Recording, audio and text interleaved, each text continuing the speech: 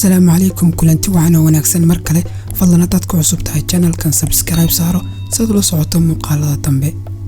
waxaynu halkii ka sii anbaqaadaynaa qisadii Julaybiib kadib markii nabigu sallallahu alayhi wasallam ninkii weydiistay gabadhiisa ninkii uu farxay waxaanu yiri Allahu akbar ma rasuulkii alle waa war farxad leh rasuulkii ayaa ku yiri maya aniga maaha cid gabadha doonaysa ee waxaanu rabaa Julaybiib hal mar waxa isbedeshay farxadii iyo dhoola cadayntii ninka waxaanu ku yiri aan kala tashado hooyadeed waa uu tagay hooyadeed kuna yiri rasuulkii alle ayaa rabay inanteena hooyadii way faraxday sidiisii leeg wuxuu ku yiri rasuulku ma rabo ee waxa uu rabaa Julaybiib hooyadii ayaa tiri subhanallah waxaan helnay rag ka wanaagsan Julaybiib oo na weydiistay gabadheena waana u diidnay sidoo kale waxaan helnay qoysas ka wanaagsan oo na weydiistay gabadheena waana u diidnay maantana ma waxaan inanteena siinaa kii bulshada u hooseeyay una foolxuma hooyadii sidaasay ku jawaab celisay haddaba inantii ku jirtay gudaha guriga oo hadalkooda dhageysanaysay ayaa soo baxday kuna tiri waa maxay waxaan maqlayaa hooyayaab ma waxaad ii diidaysaa ninka uu rasuulka alle ila rabo sallallahu alayhi wasallam wallahi marnaba ma diidayo codsiga rasuulka alle Julaybiibna waa ninka kaliya ee guursan rabo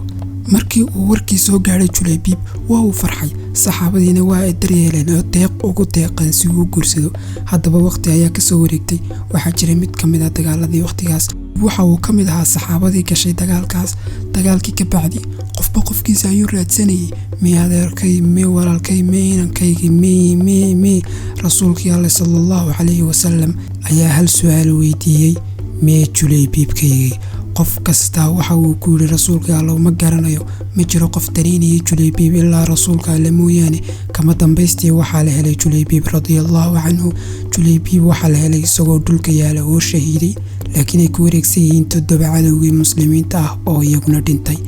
rasuulkii alle markii uu arkay xaaladaas waxa indhihiisa ka timid ilmo rasuulkii alle ayaa yiri Julaybiib wuxuu dilay toddoba kamid ah cadowga muslimiinta kadibna waa la dilay Julaybiib minni wa ana minhu Julaybiib waa aniga anna isagaanahay rasuulka sallallahu alayhi wasallam ayaa 3 jeer ku celcelinayay Julaybiib waa aniga anna isagaanahay rasuulkii alle ayaa gacmihiisa ku qaaday Julaybiib isagoo ooyaya mar qura oo intii ayaa isku bedeshay farxad iyo dhoola cadayn rasuulka sallallahu alayhi wasallam ayaa ku aasay Julaybiib gacmihiisa barakaysan kabacdi saxaabadii baa weydiisay rasuulkii alle markii hore wadooyeysay hadda maxaa farxad u bedelay rasuulkii alle sallallahu alayhi wasallam wuxuu yiri waxaan ooyay geerida ku dhacday xubin ka tirsan qoyskayga Julaybiib qof daryeela oo ilaaliya ma jirin ilaa aniga mooyaane kabacdi alle ayaa i tusay booskiisa jannada waxaan arkay isagoo jannada ku jira halkaana waxaa joogtay mid kamid ah xaaskiisa ee xuralcaynta ahayd sidaa darteed waxaan u farxay markii uu helay xaaskiisa uu jeclaa inuu jannada ku helo